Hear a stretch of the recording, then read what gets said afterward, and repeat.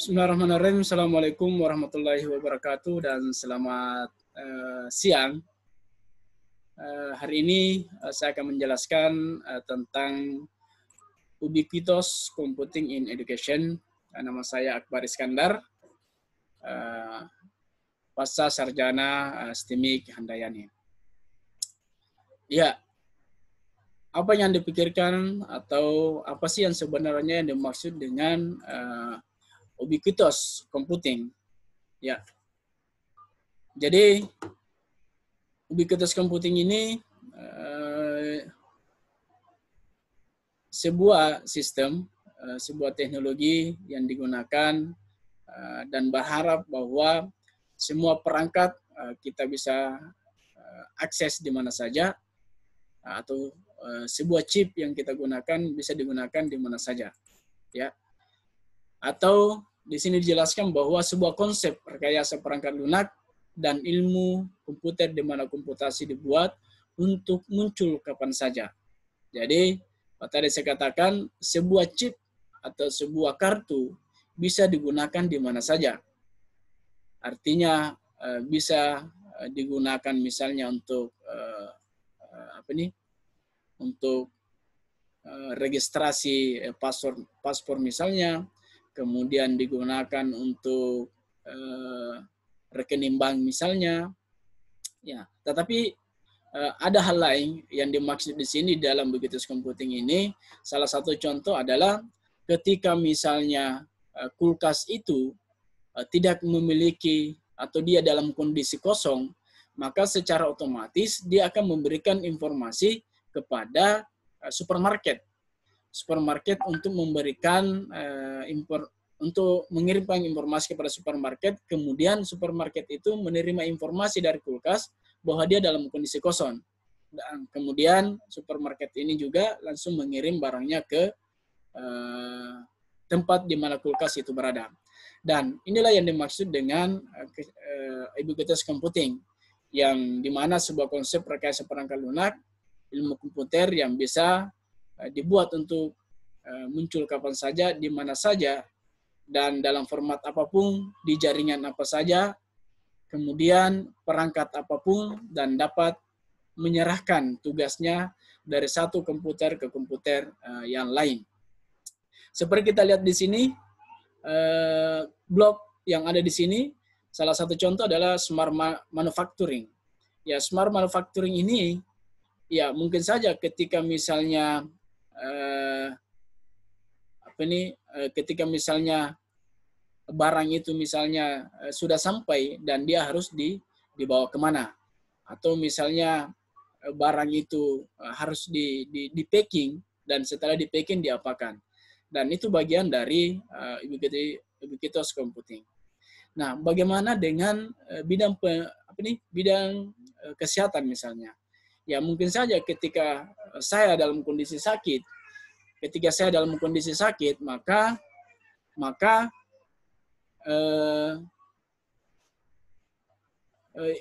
perangkat ini bisa memberikan informasi kepada rumah sakit bahwa ada pasien yang akan datang, kemudian ketika pasien itu datang, dia diarahkan kemana. Seperti itu.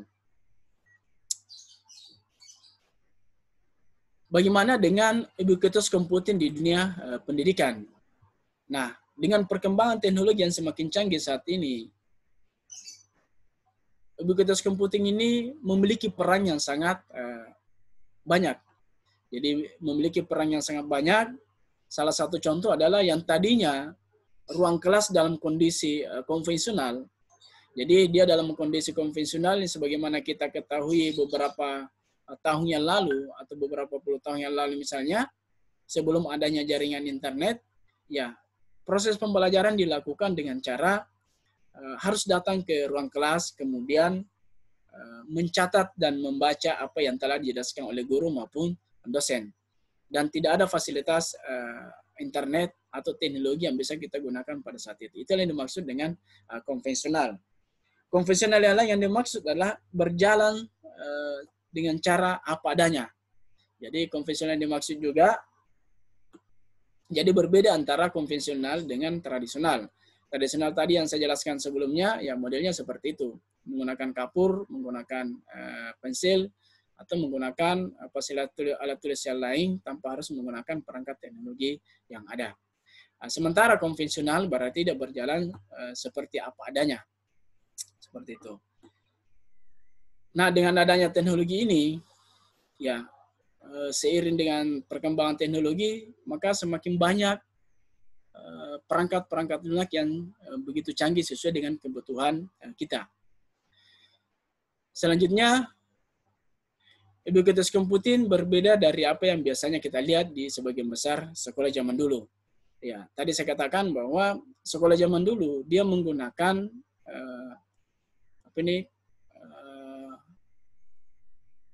proses pembelajaran dengan cara tradisional. Jadi dia mencatat dan menulis, bahkan menghafal tanpa menggunakan fasilitas perangkat teknologi yang ada. Karena kenapa? Mungkin yang pada saat itu masih kurang atau bahkan tidak ada. Selanjutnya, ubiquitous computing ini menawarkan kepada semua siswa dan guru. Jadi bukan hanya siswa tetapi guru, mahasiswa maupun dosen. Agar supaya dia bisa mengakses informasi secara terus-menerus dengan cara lewat internet atau perangkat lunak, kemudian memanfaatkan fasilitas digital lainnya. Dokumen elektronik kita tidak bisa mengakses tanpa dengan menggunakan perangkat teknologi ya dalam proses belajar mengajar. Kemudian tradisional sampai pada e-learning plus NFC.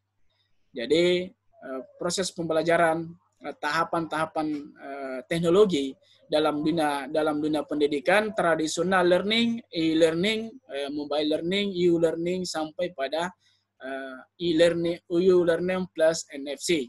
Tradisional ini tadi saya sudah jelaskan tentang bagaimana mengajar atau bagaimana belajar dengan cara tradisional. Sementara e-learning satu tingkatan di atasnya, dia bisa memanfaatkan teknologi atau komputer di dalam proses belajar mengajar. Mobile learning ya memanfaatkan HP atau mobile device untuk belajar.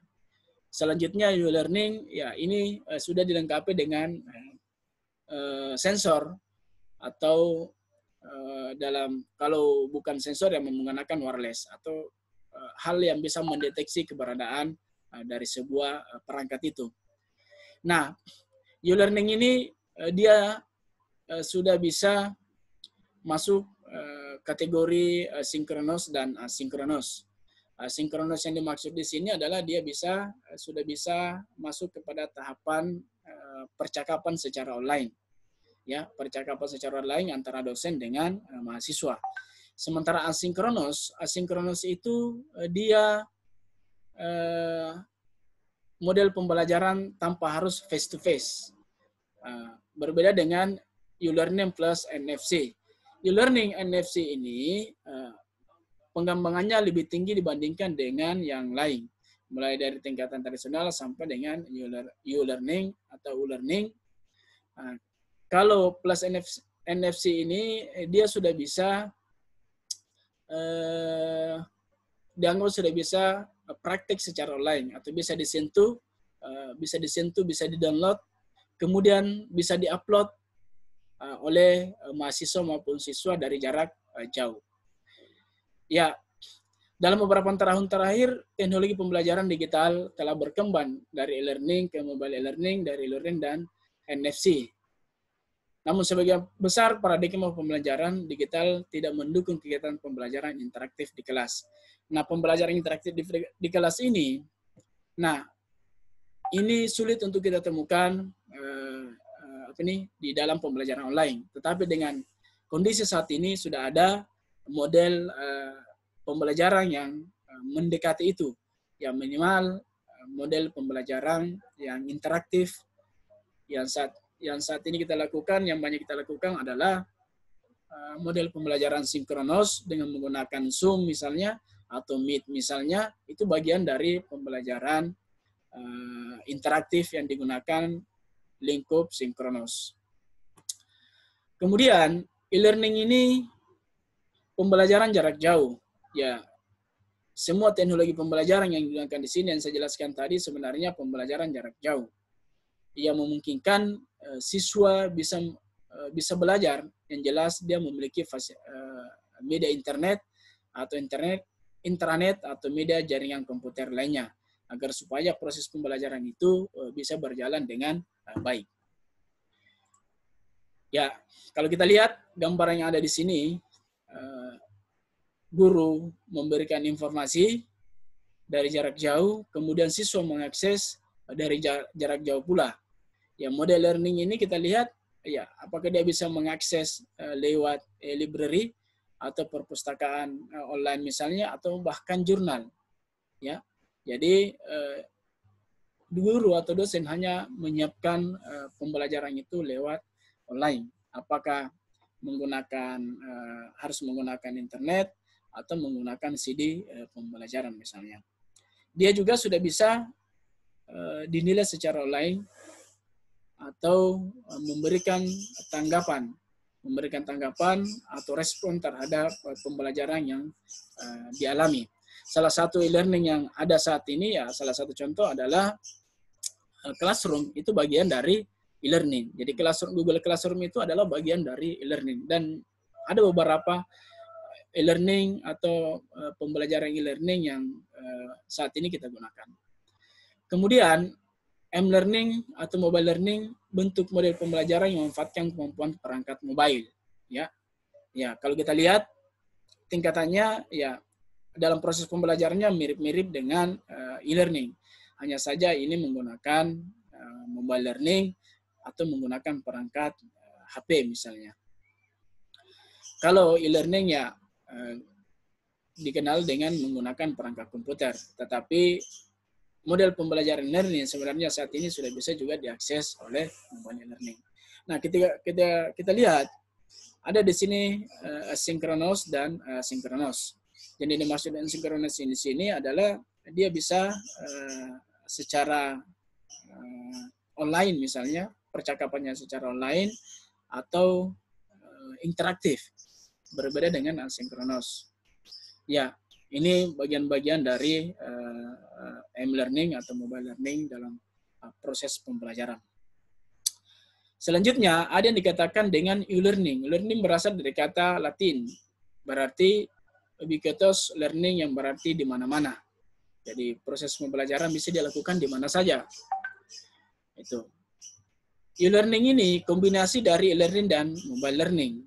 Ya, tujuannya agar peserta didik belajar dengan proses e-learning menggunakan perangkat yang sama, PC dengan jaringan kabel dan nirkabel. E-learning ini kombinasi dari e-learning dan mobile learning dengan perangkat atau device yang sama, jaringan yang sama, baik jaringan kabel maupun nirkabel. Nah, kita lihat perangkat-perangkat yang digunakan, yang modelnya seperti ini. Selanjutnya NFC. Ya, NFC ini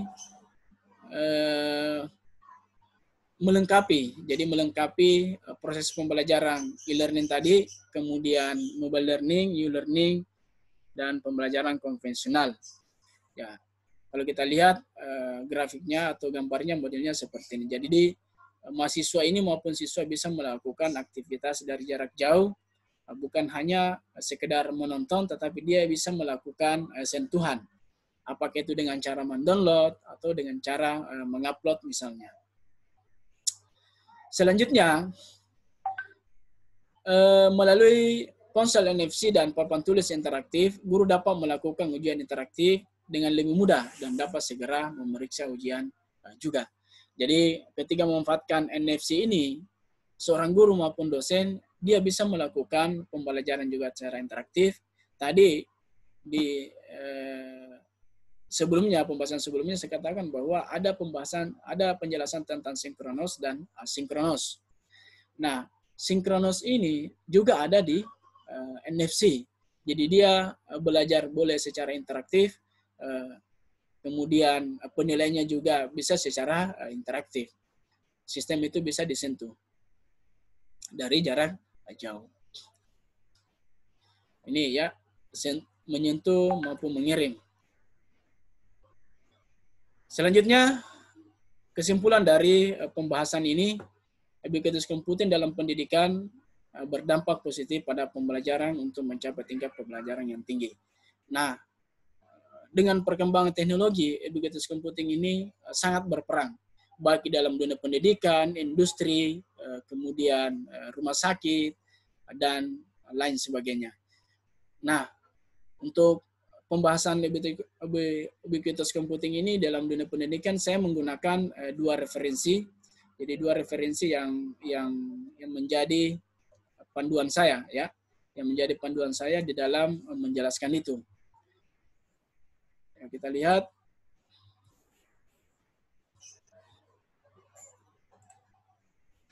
Yang menjadi panduan saya pada saat menjelaskan materi ini, jadi ada dua, ya, ada dua bagian, ada dua jurnal yang saya